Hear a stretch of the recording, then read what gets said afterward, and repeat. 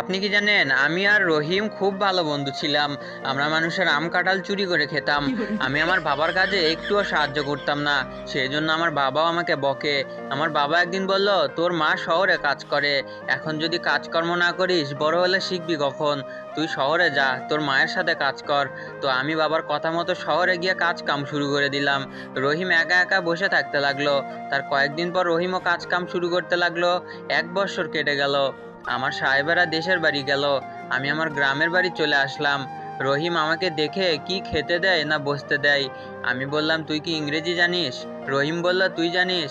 আমি বললাম, yes, no, very good. রহিম বলল, এর মানে কি? আমি বললাম, পাগল, ইংরেজির কি কোনো মানে হয় নাকি? রহিম বলল, তুই কত টাকা জোগাড় করেছিস? আমি বললাম, এই তো 1 ব্যাগ। তার মধ্যে 1 টাকাও আমি খরচ করিনি। সাহেবেরা ওখানে খেতে দেয়, জামা কাপড় দেয়। রহিম বলল, আমি এই টাকার অর্ধেকও জোগাড় করতে পারিনি। সারাদিন রোদে পুড়ে গায়ের চামড়া পুড়ে গিয়েছে। তুই কি আমাকে তোর সাথে শহরে নিয়ে যাবি? আমি রহিমকে বললাম, ওইটা অনেক বড় শহর, তুই থাকতে পারবি? রহিম বলল, হ্যাঁ। তো আমি রহিমকে বললাম, চল যাই। আর হ্যাঁ, ট্রেন ধরতে হবে, অনেক পথ হেঁটে যেতে হবে। তো দুইজনে মিলে হাঁটতে শুরু করলাম। আমি বললাম, ওখানে আমাদের টিকিট কাটতে হবে। টিকিট কাটার পর আমরা ট্রেনে উঠে বসলাম। রহিম বলল, গাছপালা কি সুন্দর দৌড়াচ্ছে, কি মজা। আমি বললাম, ওখানে আমাদের নামতে হবে। তারপর দুইজনে ট্রেন থেকে নেমে শহরে রিক্সা করে চলে আসলাম। তারপরের দিন রহিম আমাকে বলল, কাজের কি হবে?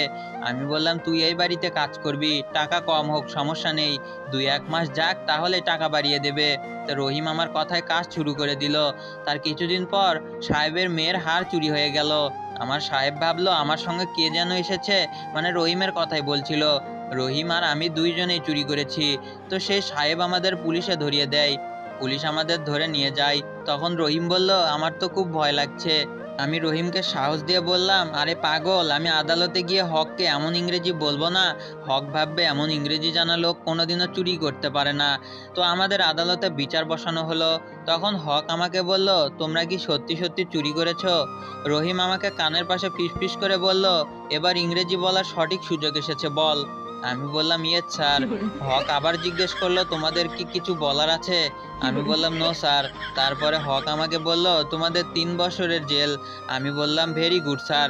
তখন হকের সাথে ইংরেজিতে কথা বলে কি মজাই না হয়েছে। এবার আমাদের ছেড়ে দেবে।